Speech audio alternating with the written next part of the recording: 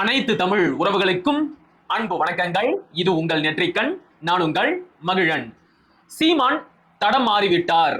அவர் திமுகவை எதிர்ப்பதை விட விஜயைத்தான் அதிகமாக எதிர்க்கிறார். அதுவும் சீமான் ஸ்டாலினையும் உதயநிதி ஸ்டாலினையும் சந்தித்த பிறகுதான் விஜயை இந்த அளவிற்கு கடுமையாக எதிர்த்து கொண்டிருக்கிறார். எனவே அவர் திமுகவிடம் காசு வாங்கிவிட்டார். காசு வாங்கி கொண்டுதான் விஜயை இந்த அளவிற்கு கடுமையாக விமர்சிக்கிறார் என்ற விமர்சனம் ஒரு பக்கம். நாம் தமிழர் கட்சி தன்னுடைய இலக்கில் இருந்து முழுமையாக விலகிவிட்டது. அது திராவிடத்தை எதிர்ப்பதை விட்டுவிட்டு தமிழக வெற்றி கழகத்தையும் விஜயையும் தான் அதிகமாக எதிர்க்கிறது. இது நாம் தமிழர் கட்சிக்கு மிகப்பெரிய பின்னடைவை தரும் என்று இன்னொரு பக்கம் ஒரு விமர்சனம் முன்வைக்கப்படுது. இதை பத்தி எல்லாம் நாம் தமிழர் கட்சியிடம் கேட்டபோது அவங்க என்ன சொல்றாங்க அப்படின்னா, எதிரிகளை நாங்கள் களத்தில் வீழ்த்துவோம், உதிரிகளையும் துரோகிகளையும் களத்திற்கு முன்பாகவே வீழ்த்துவோம் அப்படின்னு சொல்றாங்க. அதாவது இதனுடைய பொருள் என்ன அப்படின்னா, உண்மையான எதிரிகளான திமுக, அதிமுக, பாஜக, காங்கிரஸ் இவங்க எல்லாரையும் தேர்தல் களத்துல வீழ்த்துவோம். ஆனா உதிரிகள், அதாவது தாவேகா மாதிரியான உதிரிகள், போலிகள் இவங்களை எல்லாம் களத்திற்கு முன்பாகவே நாங்கள் வீழ்த்துவோம் அப்படின்னு சொல்றாங்க. இது சரியா? இந்த ஸ்ட்ராட்டஜி நாம் தமிழர் கட்சியோட வளர்ச்சிக்கு பயன்படுமா? இதை பத்தி தான் இன்றைய காணொளியில நாம விரிவா பார்க்க போறோம். வாங்க பேசலாம். குற்றம் குற்றமே. முதல்ல விஜய் அவர்கள் பேசுவது உண்மையாகவே ஒரு மாற்று அரசியலா? அவர் உண்மையாகவே மனப்பூர்வமாக எந்த ஒரு சுயநலமும் இல்லாமல் மக்களுக்கு சேவை செய்ய வேண்டும் என்ற நோக்கத்திற்காகத்தான் அரசியலுக்கு வந்தாரா? இதை பத்தி எல்லாம் நாம தெரிஞ்சுக்கிட்டா மட்டும்தான் விஜய் அவர்களை நாம எதிர்க்கணுமா வேணாமா என்ற நாம் தமிழர் கட்சியின் நிலைப்பாட்டையும் புரிஞ்சிக்க முடியும். இப்ப விஜய் அவர்கள் அரசியலுக்கு வந்ததுல இருந்து இதுவரைக்கும் பெருசா எந்த ஒரு அரசியலையும் பேசல, முன்னெடுக்கல. கட்சி தொடங்கி 2 வருஷம் ஆச்சு. ஆனா இப்போது வரைக்கும் விஜய் அவர்கள் மக்கள் மத்தியில மொத்தமாகவே ஒரு 3 மணி நேரம் தான் பேசி இருப்பாரு. இந்த 3 மணி நேரத்துல கூட தமிழ்நாட்டோட ஏதாச்சும் ஒரு முக்கியமான அரசியல் பிரச்சனையை கையில எடுத்து அதை ஒரு மக்கள் இயக்கமா மாற்றி அதன் மூலமாக இந்த அரசாங்கத்திற்கு அழுத்தம் கொடுத்து அந்த அழுத்தத்தின் காரணமாக அந்த அரசியல் பிரச்சனைக்கு ஏதாச்சும் ஒரு தீர்வை சொல்லி இருக்கிறாரா அப்படின்னு பார்த்தா அதுவும் கிடையாது. எடுத்துக்காட்டுக்கு தமிழ்நாட்டோட நதிநீர் பிரச்சனையை எடுத்துக்குவோம். விஜய் அவர்கள் இதுவரைக்கும் காவேரி பிரச்சனை தொடர்பாகவோ, பாலாறு சிக்கல் குறித்தோ, முல்லை பெரியாறு அணை உரிமை தொடர்பாகவோ எதுவுமே பேசினது கிடையாது. ஏன் விஜய் அவர்கள் இந்த நதிநீர் சிக்கலை குறித்து பேச மறுக்கிறாரு? ஏன்னா ஒருவேளை அவரு காவேரி பிரச்சனையை பத்தியோ, பாலாறு சிக்கலை குறித்தோ, முல்லை பெரியாறு அணை உரிமை குறித்தோ ஏதாச்சும் பேசினாருன்னு வைங்க, அவருடைய கடைசி படம் என்று சொல்லப்படுகின்ற ஜனநாயகன் திரைப்படம் கர்நாடகாவிலையும் ஆந்திராவிலையும் கேரளாவிலையும் ஓடாது. அதனால தன்னுடைய படத்திற்கு வர வேண்டிய லாபத்துல நஷ்டம் ஏற்படுவதற்கு வாய்ப்பு இருக்கு. தன்னுடைய படத்தின் லாப நஷ்ட கணக்குகளை மனசுல வச்சுக்கிட்டு தமிழ்நாட்டின் உயிர்நாடி பிரச்சனையான இந்த நதிநீர் சிக்கல்களை குறித்து விஜய் அவர்கள் பேசாமல் கள்ள மௌனம் சாதிக்கிறார். இப்ப சொல்லுங்க, இந்த அளவிற்கு சுயநலமாக இருக்கக்கூடிய ஒரு நபர் எப்படி மக்களுக்கு உண்மையாக சேவை செய்வார் அப்படின்னு நீங்க நம்புறீங்க? நதிநீர் சிக்கலை விடுங்க. சில நாட்களுக்கு முன்னாடி கமலஹாசன் தன்னுடைய தக் லைஃப் திரைப்பட வெளியீட்டு விழாவின் போது கர்நாடகாவில் ஒரு விஷயத்த சொல்லிட்டாருங்க. கன்னட மொழி தமிழில் இருந்துதான் வந்தது அப்படின்னு சொல்லிட்டாரு. இது வரலாற்று உண்மை. ஆனா இந்த உண்மையை சொன்னதற்காகவே கர்நாடகா முழுவதும் கமலஹாசனுக்கு எதிராக மிக கடுமையான கண்டனங்கள் வந்துச்சு. கமலஹாசனை கண்டிச்சதோட மட்டும் இல்லாம தமிழ் மொழியையும் கன்னடர்கள் இழிவுபடுத்தி பேசினாங்க. அந்த நேரத்துல விஜய் அவர்கள் இது குறித்து என்ன பேசினாரு? ஒரு சக திரைக்கலைஞனாக கமலஹாசனுக்கு ஆதரவாகவும் விஜய் அவர்கள் எதுவுமே பேசல. இரண்டாவது, ஒரு தமிழனாக தமிழ் மொழி இழிவுபடுத்தப்பட்டதற்கும் விஜய் அவர்கள் எதுவுமே பேசல. இந்த விஷயத்திலையும் விஜய் அவர்கள் மௌனமா தான் இருந்தாரு. ஏன்? அதே காரணம் தான். ஒருவேளை கமலுக்கு ஆதரவா பேசினா அவருடைய தக் லைஃப் படத்திற்கு கர்நாடகாவில் என்ன நடந்ததோ அதேதான் நம்முடைய ஜனநாயகன் படத்திற்கும் நடக்கும். அப்படி நடந்துட்டா அது நம்முடைய படத்தின் லாபத்தை பாதிக்கும் என்ற ஒரே காரணத்திற்காகத்தான் விஜய் அவர்கள் அந்த பிரச்சனைகளையும் வாயை மூடிக்கிட்டு இருந்தார். இப்ப சொல்லுங்க, ஜஸ்ட் ஒரு திரைப்படத்தோட லாப நஷ்டத்திற்காக மொழி உரிமையையும் விட்டு கொடுத்துட்டாரு, தமிழ்நாட்டோட நதிநீர் உரிமையையும் விட்டு கொடுத்துட்டாரு. சக திரைக்கலைஞனாக கமலஹாசனுக்கும் ஆதரவா நிக்கல. இப்படிப்பட்ட ஒரு மனிதர் எப்படி தமிழ்நாட்டு மக்களுக்கு மட்டும் உண்மையா சேவை செய்வாரு அப்படின்னு நம்முடைய மக்கள் நம்புறாங்க? நீங்க அண்டை மாநில பிரச்சனைகளை கூட விடுங்க, தமிழ்நாட்டில் நடக்கிற அரசியல் பிரச்சனைகளுக்கு கூட விஜய் அவர்கள் இதுவரைக்கும் பெருசா என்ன பேசி இருக்கிறாரு, என்ன கருத்தை சொல்லி இருக்கிறாரு? அவருடைய செயல்பாடுகள் உண்மையாகவே ஒரு மாற்று அரசியலை முன்வைக்கக்கூடிய விதத்துல தான் இருக்கா? இல்லையே. கடந்த 2 மாசமா நாம எல்லாருமே விஜய் கிட்ட ஒரே ஒரு கேள்வியை மட்டும்தான் திரும்ப திரும்ப கேட்டுக்கிட்டே இருக்கிறோம். நீங்க ஏன் கவினோட ஆணவ படுகொலையை கண்டிக்கல? இந்த கேள்விக்கு இப்ப வரைக்கும் தமிழக வெற்றி கழகத்தின் தரப்பில் இருந்தோ விஜயோட தரப்பில் இருந்தோ பெருசா நியாயமா எந்த ஒரு பதிலும் வரவே இல்லை. விஜய் அவர்கள் சொல்றாரு இல்ல, திமுக என்னுடைய அரசியல் எதிரி, நான் தான் திமுக அதிமுகவிற்கு உண்மையான மாற்று அப்படின்னு. அவருடைய செயல்பாடு அப்படித்தான் இருக்கா? இப்ப திமுகவும் ஐயா ஸ்டாலின் அவர்களும் கூட கவினோட இந்த ஆணவ படுகொலையை கண்டிக்கல. ஏன்னு நமக்கு நல்லாவே தெரியும். ரொம்ப சிம்பிள். ஒருவேளை ஐயா ஸ்டாலின் அவர்கள் கவினோட ஆணவ படுகொலையை கண்டிச்சு பேசிட்டாருன்னு வைங்க, கவினை ஆணவ படுகொலை செய்த சுர்ஜித் அவர்கள் சார்ந்திருக்கக்கூடிய ஆதிக்க சமூகத்தோட ஓட்டு திமுகவிற்கு வராது. ஆக அந்த ஆதிக்க சமூகத்தோட வாக்கு வங்கிய மனசுல வச்சுக்கிட்டு தான் மிக கொடூரமாக நடந்த கவினோட ஆணவ படுகொலைய ஐயா ஸ்டாலின் அவர்களும் திமுகவும் கண்டிக்காம மௌனமா இருந்துட்டாங்க. விஜய் அவர்களும் இதே ஆதிக்க சமூகத்தோட வாக்கு வங்கிய மனசுல வச்சுக்கிட்டு தான் கவினோட ஆணவ படுகொலைய இதுவரைக்கும் கண்டிக்காம கள்ள மௌனம் காத்துக்கிட்டு இருக்கிறாரு. திமுக செய்யற அதே அரசியலை தான், அதே ஆதிக்க ஜாதி வாக்கு வங்கி அரசியலைத்தான் விஜய் அவர்களும் செய்கிறாரு. அப்புறம் எப்படி இவர் திமுகவிற்கு மாற்றா இருக்க முடியும்? திமுக எந்த ஆதிக்க ஜாதி சமூகத்தோட வாக்கு வங்கிய மனசுல வச்சுக்கிட்டு கவினோட ஆணவ படுகொலையை கண்டிக்காம இருந்தாங்களோ அதே ஆதிக்க சமூகத்தோட வாக்கு வங்கிய மனசுல வச்சுக்கிட்டு தான் விஜய் அவர்களும் கவினோட ஆணவ படுகொலையை கண்டிக்காம அமைதியா இருந்துட்டாரு. இதுதான் இவர் முன்வைக்கின்ற மாற்று அரசியலா? இது மாற்று கிடையாது, ஏமாற்று. விஜய் அவர்களுக்கு இதை தவிர கூடுதலா இன்னொரு கவலையும் இருக்கு. அது என்ன தெரியுமா? ஒருவேளை அவர் இந்த ஆணவ படுகொலையை கண்டிச்சிட்டாருன்னு வைங்க, ஜாதி அடிப்படையில அவருடைய ரசிகர்கள் 2ஆ பிரிஞ்சு போறதுக்கு வாய்ப்பு இருக்கு. அப்படி பிரிஞ்சிட்டாங்கன்னு வைங்க, அவருடைய ஜனநாயகன் படம் வெளியாகும் போது அந்த ஆதிக்க சமூகத்தை சேர்ந்தவர்கள் இந்த படத்திற்கு எதிர்ப்பு தெரிவிக்கிறதுக்கு அதிகமான வாய்ப்பு இருக்கு. அப்படி அவங்க எதிர்ப்பு தெரிவிச்சிட்டாங்கன்னு வைங்க, அது அந்த படத்தோட லாபத்துல கொஞ்சோண்டு கொசுறு அளவிற்கு ஒரு பாதிப்பை ஏற்படுத்தும். இந்த பாதிப்பு வந்துடக்கூடாது என்பதற்காகவும் விஜய் அவர்கள் இந்த ஆணவ படுகொலையை கண்டிக்கல. என்னப்பா சொல்ற, இப்படி எல்லாம் நடக்குமா அப்படின்னு கேட்டா நடந்திருக்கு. தமிழ்நாட்டிலேயே அதற்கான ஒரு முன்னுதாரணமும் இருக்கு. இப்ப சூர்யா அவர்கள் நடித்த ஜெய்பீம் திரைப்படத்தில் ஒரு ஆதிக்க சமூகத்தோட தொடர்புடைய குறியீட்ட வில்லன் கதாபாத்திரத்தோட தொடர்பு படுத்தி காட்டி இருப்பாங்க. மறைமுகமா அந்த வில்லன் கதாபாத்திரம் அந்த ஆதிக்க சமூகத்தை சேர்ந்தவர் அப்படின்னு அந்த படத்துல காட்சிப்படுத்தி இருப்பாங்க. இதுக்காக இன்னைக்கு வரைக்கும் அந்த குறிப்பிட்ட ஆதிக்க சமூகம் சூர்யா அவர்களுக்கு மிக கடுமையான எதிர்ப்புகளை தெரிவிச்சுக்கிட்டே வராங்க. அவருடைய ஒவ்வொரு புது படம் வெளியாகும் போதும் அதற்கு எதிராக அந்த ஆதிக்க சமூகத்தை சேர்ந்தவர்கள் மிக பெரிய அளவிற்கு அந்த படத்திற்கு எதிராக பரப்புரை செய்யறாங்க. அதனால அந்த படத்திற்கும் மிக பெரிய அளவிற்கு ஒரு நஷ்டம் ஏற்படுது. நாளைக்கு இதே நிலைமை தன்னுடைய ஜனநாயகன் படத்திற்கும் வந்துடக்கூடாது என்பதற்காகத்தான் விஜய் அவர்கள் இந்த ஆணவ படுகொலையை கண்டிக்கல.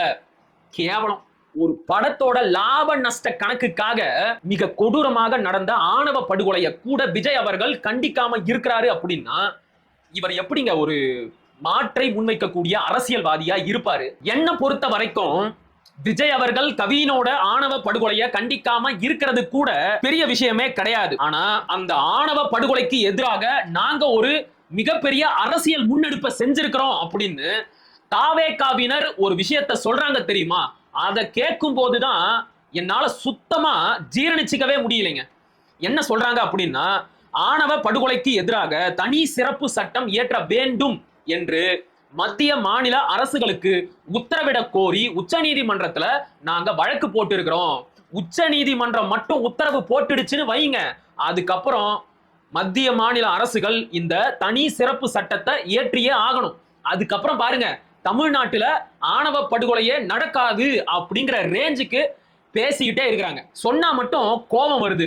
தற்குறி அப்படின்னா இத வேற எப்படி சொல்றது?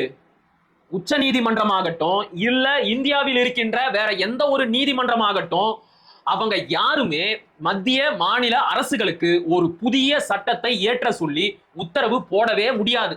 வேணும்னா ஆலோசனை அட்வைஸ் வேணும்னா செய்யலாம். மற்றபடி உச்ச நீதிமன்றம் உத்தரவு போட்டு சட்டமன்றமோ நாடாளுமன்றமோ இதுவரைக்கும் ஒரு சட்டத்தை கூட இயற்றியதே கிடையாது. உச்ச நீதிமன்றம் ஒரு சட்டத்தை இயற்ற உத்தரவு போடும் அப்படின்னா அப்புறம் எதுக்காக சட்டமன்றம் அப்படின்னு ஒரு அமைப்பு இருக்கு? அப்புறம் எதுக்காக 5 வருஷத்துக்கு ஒரு தடவை தேர்தல் நடத்தி மக்கள் ஓட்டு போட்டு மக்கள் பிரதிநிதிகளை தேர்ந்தெடுத்து சட்டமன்றத்துக்கு அனுப்புறாங்க? மக்களுக்கு தேவையான சட்டங்களை ஏற்றுவதற்குத்தானே சட்டமன்ற உறுப்பினர்களும் சட்டமன்றமும் இருக்கு. அந்த வேலையையும் நீதிமன்றமே செஞ்சுட்டா அப்புறம் எதுக்கு நாடாளுமன்றம், அப்புறம் எதுக்கு சட்டமன்றம்? இந்த ஒரு அடிப்படை புரிதல் கூட இல்லாம நாங்க வழக்கு போட்டுட்டோம். நாளைக்கு பாருங்க, தமிழ்நாட்டுல ஆணவ படுகொலையே நடக்காது அப்படின்னு பேசுறாங்கன்னா இவங்களுக்கு எல்லாம் எந்த அளவிற்கு அரசியல் புரிதல் இருக்கும் அப்படிங்கிறத நீங்களே யோசிச்சு பாருங்க. இதுல இன்னொரு வேடிக்கை என்ன தெரியுமா? இந்த ஆணவ படுகொலைக்கு எதிரான தனி சிறப்பு சட்டம் இயற்ற வேண்டும் அப்படின்னு ஏற்கனவே ஒரு வழக்குல உச்சநீதிமன்றம் மத்திய மாநில அரசுகளுக்கு ஆலோசனை கொடுத்துருச்சு. அந்த வழக்கோட பேரு Shakti Vahini versus union of India. நீங்களே தேடி பாருங்க. ஏற்கனவே முடிஞ்சு போன ஒரு வழக்க மறுபடியும் போட்டு இருக்கு தாவேகா. இப்ப சொல்லுங்க, இதுங்க எல்லாம் தற்கூறிங்களா இல்ல வேற என்ன? ஆணவ படுகொலையை கண்டிக்காம இருந்ததை விட இன்னொரு கேவலமான வேலையையும் விஜய் அவர்கள் செஞ்சார். 4 நாளைக்கு முன்னாடி தியாகி இம்மானுவேல் சேகரனார் அவர்களோட நினைவு நாள் வந்துச்சு. வழக்கம் போல அவருடைய கட்சி ஆபீஸ்ல அவரோட படத்தை வச்சு மாலை போட்டு மரியாதை செலுத்தினார். ஆனா மற்ற தலைவர்களுக்கு அவரு மாலை போட்டு மலர் தூவி மரியாதை செலுத்தினதுக்கும் இம்மானுவேல் சேகரனார் படத்துக்கு மாலை போட்டு மரியாதை செலுத்தினதுக்கும் நிறைய வேறுபாடுகள் இருக்கு. குறிப்பா அந்த படமே AI தொழில்நுட்பத்தை பயன்படுத்தி உருவாக்கப்பட்டது அப்படின்னு சொல்றாங்க. எதுக்கு இவ்வளோ பெரிய பிராடுத்தனம்? நீங்க யார அசிங்கப்படுத்துறீங்க? இம்மானுவேல் சேகரனார அசிங்கப்படுத்துறீங்க. அவர் யாரு தெரியுமா? அவருடைய வரலாறு தெரிஞ்சிருந்தா இப்படிப்பட்ட ஒரு வேலையை செய்வீங்களா? கவினோட ஆணவ படுகொலையை கண்டிக்காத நீங்க எப்படி சார் இம்மானுவேல் சேகரனாரோட படத்துக்கு மாலை போடுறீங்க? உடம்பு கூசல? இப்ப சொல்லுங்க, இப்படிப்பட்ட போலியான ஒரு நபரை, இப்படிப்பட்ட ஒரு சுயநலவாதியை மக்கள் மத்தியில அம்பலப்படுத்த வேண்டுமா வேண்டாமா? ஏற்கனவே எம்ஜிஆர், ஜெயலலிதா மாதிரியான நடிகர்கள் முன்வைத்த அரசியல்ல இந்த தமிழ்நாடும் தமிழ் மக்களும் சிக்கி சின்ன பின்னமாகி சீரழிஞ்சது பத்தாது அப்படின்னு இப்ப மேலும் ஒரு நடிகர் எந்த ஒரு மாற்று அரசியலையும் முன்வைக்காம வெறும் தன்னுடைய திரை பிம்பத்தை மட்டுமே முன்வச்சு அரசியல் செய்ய வராரு. இதனால இந்த தமிழ் சமூகம் மேலும் மேலும் சீரழிஞ்சுதான் போகும். இந்த ஆதங்கத்துல இருந்துதான் அண்ணன் சீமான் அவர்கள் விஜய எதிர்க்க ஆரம்பிச்சிருக்கிறாரு. இப்ப நீங்க கூட கேட்கலாம், ஏன் பல பேரும் இதைத்தான் கேட்டுக்கிட்டு இருக்கிறாங்க, ஏன்பா இதே விஜய் அவர்கள் அரசியலுக்கு வரேன் அப்படின்னு சொன்ன போது அதை வரவேற்றவர் சீமான், இன்னைக்கு ஏன் எதிர்க்கணும்? சீமானுக்கு பயம் வந்துருச்சு. விஜயால தன்னுடைய வாக்கு வங்கி குறைஞ்சிருமோ அப்படிங்கிற பயத்துல தான் விஜய எதிர்க்க ஆரம்பிச்சிருக்கிறாரு அப்படின்னு பொது புத்தியில பல பேர் பேசிக்கிட்டு இருக்கிறாங்க. உண்மைதான், மாற்று கருத்தே கிடையாது. விஜய் அவர்கள் அரசியலுக்கு வந்த போது அண்ணன் சீமான் அவர்கள் தன்னுடைய முழுமையான ஆதரவை அவருக்கு கொடுத்தாரு. ஆனா நீங்களே நல்லா யோசிச்சு பாருங்க, விஜய் அவர்கள் அரசியலுக்கு வந்த போது அவர் இப்படியெல்லாம் பேசுவார், ஆணவ படுகொலையை கண்டிக்காமல் அமைதியாக இருப்பார், இப்படியெல்லாம் தன்னுடைய படத்தின் லாப நஷ்ட கணக்கை மனசில் வைத்து தமிழ்நாட்டின் உயிர்நாடி பிரச்சனைகளை பேசாமல் தவிர்ப்பார், சுயநலவாதியாக நடந்து கொள்வார் அப்படின்னு நாம எதிர்பார்த்தோமா? இல்லவே இல்லை. நாம எல்லாம் என்ன நம்பணும், என்ன எதிர்பார்த்தோம்? விஜய் அவர்கள் இந்த திராவிட அரசியலுக்கு மாற்றான ஒரு தமிழர் அரசியலை முன்வைப்பாரு அப்படின்னு எதிர்பார்த்தோம். அவருடைய ஆரம்ப கட்ட செயல்பாடுகளும் அப்படித்தான் இருந்துச்சு. அவருடைய கட்சி பேருல திராவிடம் அப்படிங்கிற சொல் இல்ல. அதுக்காக நாம அவரை வாழ்த்தணும், வரவேற்றோம். அவருடைய கட்சி கொடியில திராவிட கட்சிகளோட கொடியில் இருக்கின்ற கருப்பு சிவப்பு வண்ணங்கள் இல்லாமல் தமிழர்களோட மரபு வண்ணமான சிகப்பு மஞ்சள் வண்ணத்தை பயன்படுத்தினாரு. இதையும் நாம வரவேற்றோம், ஆதரிச்சோம். சரி, இவர் உண்மையாகவே ஒரு தமிழர் அரசியலை தான் முன்னெடுக்க போறாரு அப்படின்னு நம்பிக்கிட்டு இருந்த நேரத்துல இவரும் மறுபடியும் நான் பெரியாரின் பேரன் அப்படின்னு சொல்லிக்கிட்டு அதே திராவிட சாக்கடை அரசியலை தான் இப்ப முன்னெடுத்துக்கிட்டு இருக்கிறாரு. இதை எப்படி அனுமதிக்க முடியும்? இப்ப திமுகவும் காவேரி சிக்கல்ல பெருசா வாயை திறந்து பேச மாட்டாங்க. ஏன்? ஏன்னா அவங்க இந்தியா கூட்டணியில இருக்கிறாங்க, காங்கிரஸ் கட்சியோட கூட்டணியில இருக்கிறாங்க. அதனால காங்கிரஸ் ஆளுகின்ற மாநிலமான கர்நாடகாவிடம் தமிழர்களுக்கு சேர வேண்டிய நதிநீர் உரிமையை அவங்க கேட்க மறுக்கிறாங்க. இப்ப விஜய் அவர்கள் தன்னுடைய ஜனநாயகன் படம் லாபத்திற்காக காவேரி பிரச்சனையை பத்தி பேச மறுக்கிறாரு. ரெண்டு பேருக்கும் என்ன பெரிய நோக்கம் இருக்கு? சுயநலம். இந்த பக்கம் தங்களுடைய கூட்டணியை காப்பாத்திக்கணும், இந்த பக்கம் தன்னுடைய படத்தோட லாபத்தை காப்பாத்திக்கணும். இந்த சுயநல அரசியலை செய்யறதுல திமுகவிற்கும் தாவேகாவிற்கும் ஸ்டாலினுக்கும் விஜய்க்கும் என்ன பெரிய வேறுபாடு இருக்கு? திராவிடம் என்ன அரசியலை செய்யுதோ அதே அரசியலை தான் விஜயும் செய்யறாரு. அந்த இடத்துல இருந்துதான் இந்த திராவிட அரசியலை எப்படி எதிர்க்கிறோமோ அதே மாதிரி விஜயையும் தாவேகாவையும் எதிர்க்க வேண்டிய நிலைக்கு அண்ணன் சீமானும் நாம் தமிழர் கட்சியும் தள்ளப்பட்டு இருக்கிறாங்க. ஓகே, இறுதியா சில செய்திகள். விஜய எதிர்க்கிறதுனால நமக்கும் கூட சில பாதிப்புகள் இருக்கு. இத நான் மட்டும் சொல்லல, சமூக வலைதளங்கள்ல நாம் தமிழர் கட்சி மீது தொடர்ந்து பல ஆக்கப்பூர்வமான விமர்சனங்களை முன்வைக்கின்ற பலரும் கூட இதையெல்லாம் சுட்டி காட்டுறாங்க. அதுல முதல் விஷயம் என்ன அப்படின்னா, ஆன்டி டிஎம்கே வாக்குகள் யாருக்கு போக போகுது? ஆட்சியில இருக்கிறது திமுக தான். திமுகவை வீழ்த்துவது மட்டும்தான் நம்முடைய ஒரே இலக்கா இருக்கணும். நீங்க அந்த நேரத்துல விஜய எதிர்த்துக்கிட்டு இருந்தா இந்த திமுக எதிர்ப்பு ஓட்டுகள் எப்படி நாம் தமிழர் கட்சியை நோக்கி வரும்? இப்ப நாம விஜயை எதிர்த்துக்கிட்டு இருக்கிற அதே நேரத்துல விஜய் அவர்கள் திமுகவை கடுமையா எதிர்த்துக்கிட்டு இருக்கிறார். இப்ப இதையெல்லாம் பாக்குற பொதுமக்கள் என்ன நினைப்பாங்க? யாரு திமுகவை எதிர்க்கிறதா நினைப்பாங்க?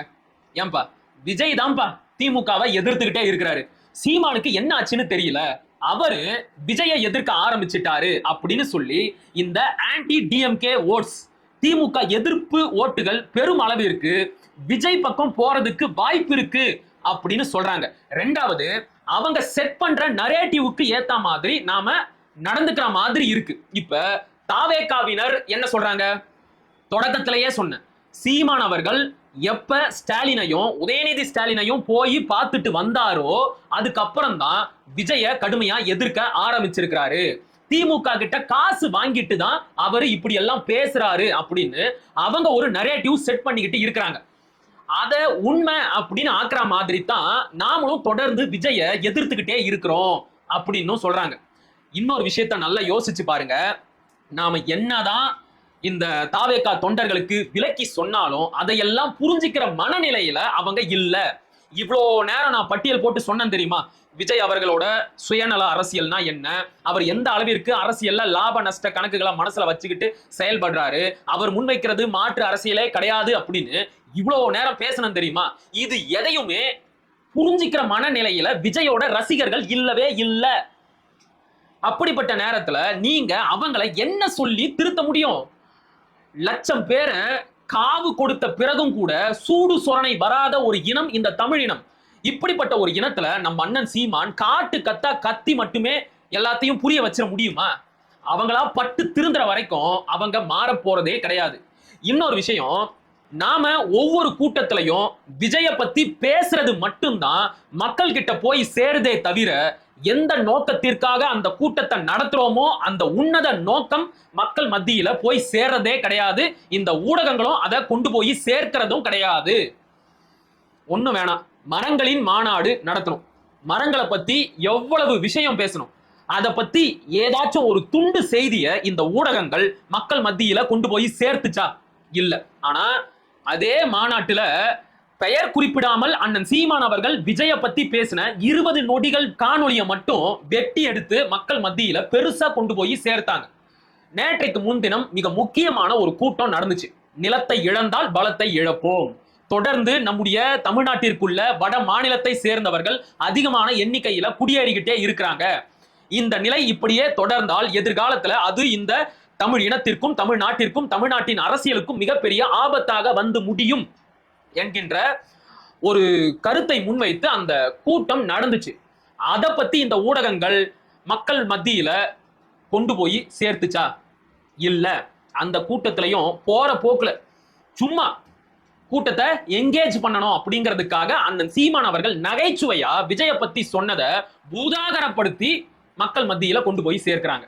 அப்ப இவரை பத்தி பேசுறதுனால நாம ஒரு உன்னத நோக்கத்தை முன் வச்சு கூட்டம் நடத்துறோம் இல்லையா, அது மக்கள் மத்தியில போய் சேர மாட்டேங்குது. இப்படி விஜய பத்தி பேசுறதுனால நமக்கும் கூட பல பாதிப்புகள் இருக்கு அப்படின்னு நம் மீது அக்கறை கொண்ட பலரும் சமூக வலைதளத்துல பதிவு போட்டுக்கிட்டு தான் இருக்கிறாங்க. பலரும் எங்கிட்ட தனிப்பட்ட முறையில அழைச்சி பேசிக்கிட்டு தான் இருக்கிறாங்க. சோ இத பத்தி எல்லாம் நீங்க என்ன நினைக்கிறீங்க அப்படிங்கறத கீழே கமெண்ட் செக்ஷன்ல சொல்லுங்க. மீண்டும் ஒரு காணொளியில் சந்திப்போம். அதுவரை இணைந்திருங்கள். இது உங்கள் நெற்றிக்கன், நான் உங்கள் மகிழன். படிப்போம், பகிர்வோம், பயன்பெறுவோம், கற்போம், கற்பிப்போம், களமாடுவோம். தமிழ் வெல்க, தமிழர் வாழ்க, தமிழ்நாடு வளர்க, தமிழ் தேசியம் மலர்க, மலர்க, மலர்க. நன்றி, வணக்கம்.